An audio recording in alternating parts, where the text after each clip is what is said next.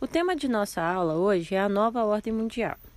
A nova ordem mundial o início dela se dá pelo fim da Guerra Fria. Na Guerra Fria, esse período era caracterizado como velha ordem mundial. Então, nesse período, era marcado por uma forte influência dos Estados Unidos e a União Soviética, que travavam uma disputa ideológica para mostrar qual sistema seria o melhor, o capitalismo ou o socialismo. Então, chamamos esse período de velha ordem, onde marcava essa bipolaridade. E o grande símbolo desse período é o Muro de Berlim. O Muro de Berlim, ele não só dividia uma cidade, mas também dividia dois sistemas, o capitalista e o socialista.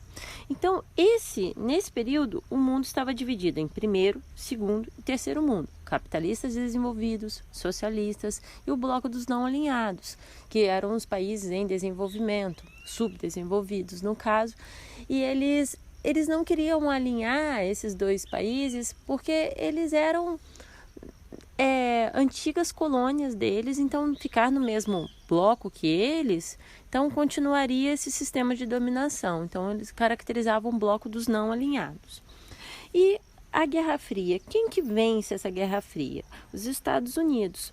Então, assim, o que aconteceu com a União Soviética? A União Soviética acabou. E quais foram os motivos que levaram a esse colapso da União Soviética? Primeiramente, os gastos.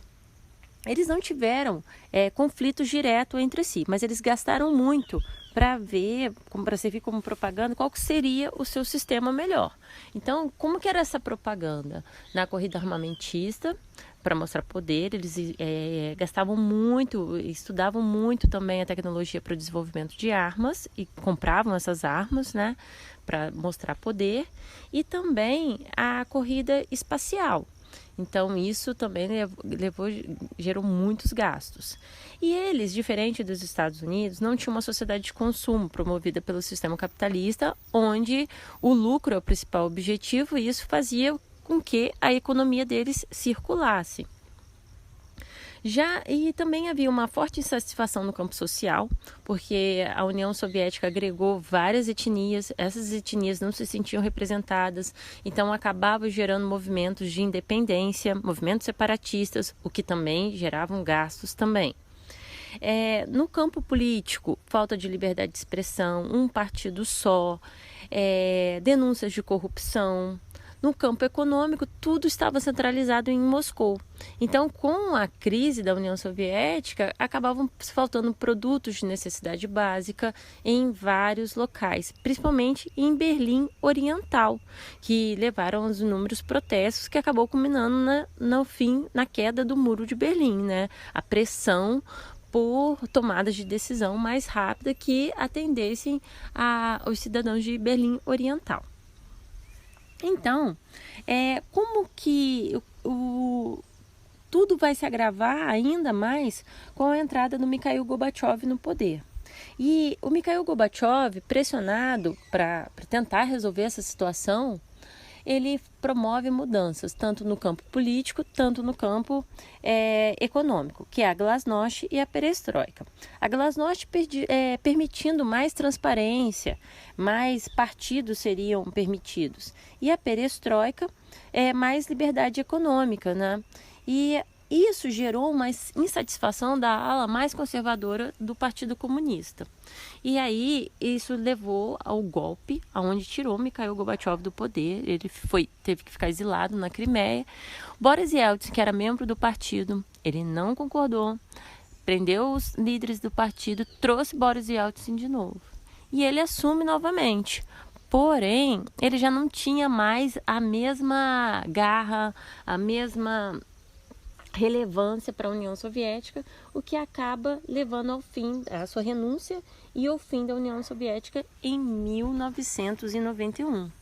E assim, o fim da União Soviética, prestem atenção, o Muro de Berlim, ele cai em 1989 e o fim da União Soviética em 1991. Consideramos assim o fim da Guerra Fria assim, em 1989 com a queda de um grande símbolo, que era o Muro de Berlim. Mas a União Soviética mesmo só acaba em 1991, ok? E como que fica depois? algumas repúblicas já tinham conquistado sua independência, Letônia, Estônia, Lituânia, e foi criado um bloco, que é o SEI, Comunidade dos Estados Independentes. E aqui a gente destaca a Rússia e a Ucrânia, que eram os dois maiores países com relevância agropecuária, os maiores centros produtivos. Então havia uma forte dependência das demais repúblicas em relação entre os países. Se tivesse uma ruptura drástica, poderia levar esses países ao colapso. Então, foi feito esse bloco para que elas conseguissem a sua autonomia. E também há estudos falando que a Rússia continuava influenciando esses países. O que a Rússia temia? Um novo conflito. E se tivesse um novo conflito, o que aconteceu com as armas todos desse investimento? Ficaram divididas entre esses países. Então, a Rússia fazendo essa influência, essa ponte com esses países, caso tivesse um novo conflito, o poderio militar estaria de volta. E...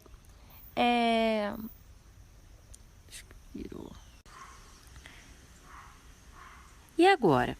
Como que o mundo está agora? Antigamente, o mundo estava dividido entre primeiro e segundo mundo.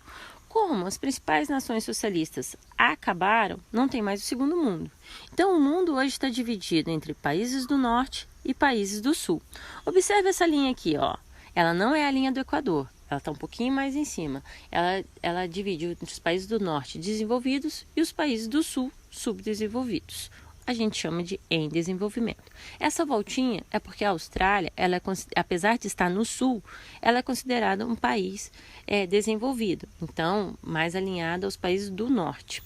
E antigamente, o mundo era bipolar. Hoje o mundo é uni e multipolar. Unipolar na característica militar, dominado principalmente pelos Estados Unidos, e multipolar economicamente. São vários os polos econômicos atualmente, como Estados Unidos, fazendo uma forte influência na América, a União Europeia e o Japão aí são os três principais polos de influência econômica mundial. Então, chamamos esse período de globalização, aonde estão presentes a formação dos blocos econômicos.